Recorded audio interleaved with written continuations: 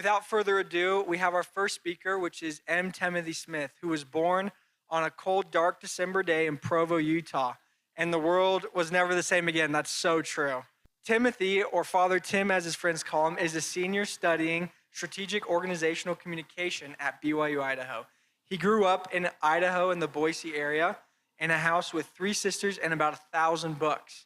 So he married, in his words, his haughty wife, Ashton, last fall, and they plan to attend grad school together next year. He's passionate about interpersonal communication, conflict resolution, and not taking life too seriously. I can also testify that's true. He believes that great stories are an essential part of human communication and connection and hold the power to change us for the better. Everyone give it up for Tim Smith.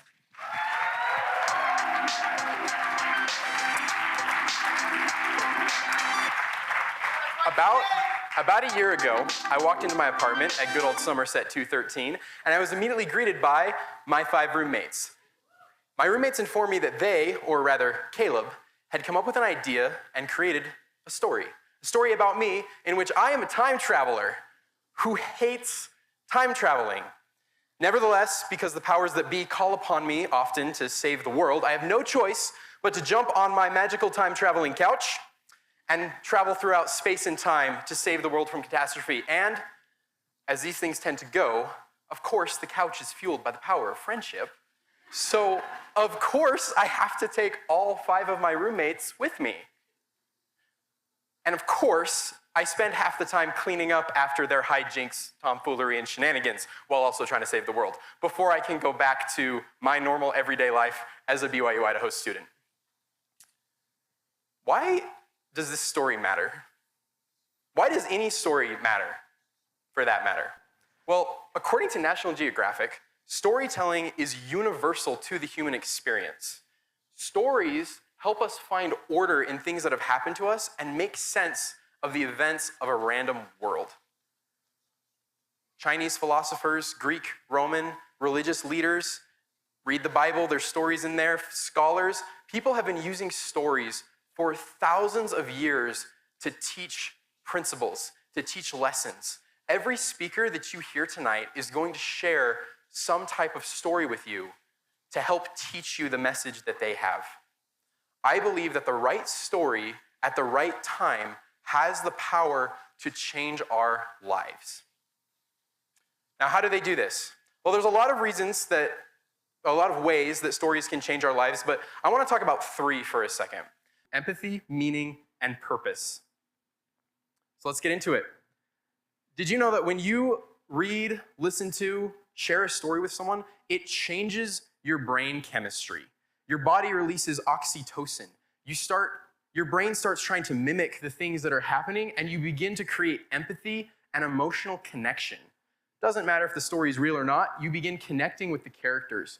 Because our brains respond to a story's events as if they're happening to us, the listener or the reader. So what that means is, even though I don't actually have a magical time traveling couch, which is kind of sad, I don't need one because I have books. I don't know what it's like to be a POW in World War II, but when I read Unbroken by Laura Hillenbrand, I get to see a little bit into Louis Zamperini's experience. And the connection that I build with him and the emotions that I feel are real. And the perspective that I gain is real and has the power to change me and help me change my life. And this is for all types of stories. Fantasy, reality, sitting around the campfire with your friends, whatever it is, we can connect with characters, experiences, places that can give us perspective and can change us because the way that our brain reacts to it is real. So how do we find meaning through stories?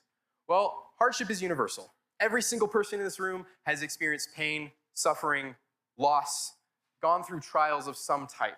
But the way that we interpret these experiences is not universal. Stories help us to understand our past and ourselves. Stories help us create meaning around the events in our lives and the things that have happened to us, the good, the bad, and the ugly, which leads to purpose. We all need anchors, themes, values, or insights that we commit ourselves to. And often, these anchors arise through the meaning that we've made through storytelling. Meaning lives in the past. Purpose is rooted in the present and the future. To align them, we need a bridge, and that bridge is storytelling. Now, I want to tell you about a friend of mine who used storytelling to build this bridge of meaning and purpose in his life, and his name is Fred. Back in the 80s, Fred was a college student, like most of us here tonight, but Fred had some real struggles. Fred had an obsessive schizoid personality. He struggled with severe depression, and at 19 years old, he attempted to commit suicide. Fred began seeing a psychiatrist for therapy to help with the issues that he was experiencing. In his case reports, Dr. Blackman says that initially, Fred was having a really hard time opening up and communicating with him, and he didn't really know how to express emotions and connect with a person. It was clear that he needed help, but he wasn't able to reach out and get the help that he needed. Things changed for Fred when he started playing a game about storytelling that you guys have probably all heard of. Fred started playing Dungeons and Dragons with a group of fringe people like himself, as he put it. So Dr. Blackman started talking to Fred about his experiences in this fantastical game where he pretended to be somebody else. He began to examine the motivations and the emotions of Fred's characters, and this provided a vehicle for Fred to feel safe talking about his emotions with another person in a way that he previously was unable to do. Fantasy helped Fred find meaning and purpose in his life because he was able to separate himself from the things that felt dangerous and that felt scary. And he was able to move forward and move past that. He started a new job. He was able to have friends. He got married, and he ultimately was able to live a healthier life with healthy relationships after years of therapy with Dr. Blackman. Towards the end of his case study, Dr. Blackman said, the use of this game as an adjunct to therapy can allow patients an opportunity to explore their mental dungeons and slay their psychic dragons. Dungeons and Dragons isn't real, but the trials that Fred was experiencing were real, and he used fantasy as a way to understand them, cope with them, and heal from them. Now, I'm not saying that you guys all need to run out and start playing D&D right now. That's not the point of this speech. The point is, we need stories in our lives. Stories that teach us, that uplift us, that help us learn about ourselves and about the world. Now, I wish I could tell each and every one of you, hey, go read this book. Hey, go listen to this story. I can't do that. But what I can do is I can give you a pattern so that you know what kind of story to look for to change your life. Growing up, being a homeschool kid, I read a lot of books. My mom always used to tell me that there are 3 basic types of stories. The first one is a broken story, where there's good versus evil, and evil wins. It's depressing, and I don't like it. The second type of story is a bent story. In these stories, you think there's good, you think there's evil, you're not really sure what's going on or who wins. It's a little confusing. It doesn't really give you a clear outlook on who wins, who loses, what's good, what's bad. The best kind of story, though, is a whole story. In a whole story, good is good, evil is evil, and good triumphs over evil. And I believe that these are the types of stories that can teach us and help us change our lives. One of my favorite ways that this type of story is presented is through what's called the monomyth, or you may have heard it called the hero's journey. Joseph Campbell was a professor of literature and mythology at Sarah Lawrence College, and he created this monomyth as a way to create a universal archetype that he felt all people could relate to. And there's a lot of different ways that people have presented this over the years, but it basically follows this structure. Sometimes there's 17 steps, sometimes there's 10, but we follow this pattern. And there's always these 3 basic steps of the departure, the initiation, and the return. Think about your favorite stories. Harry Potter, Lord of the Rings, Star Wars. Somebody leaves the ordinary world and they cross the threshold into the unknown. They experience trials and tribulation, and then they come back around, they find the answer, and then they come home. A few years ago, I had one of my hero's journeys. I moved away from my parents' house. I came over to Rexburg. I was dating a girl. We got married. And I found myself right here. A few months after I got married, I went through a divorce. The friends that I had were not very good, and most of them betrayed me, abandoned me, hurt me in some way. And I found myself in a place that was very dark. It was very alone.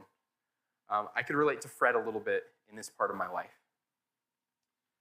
But because I grew up reading good stories, and because I was taught that good is meant to triumph over evil, I tried to be optimistic. I tried to believe that this wasn't the end of the story. This is not the fun place to be. This is not where we want to be.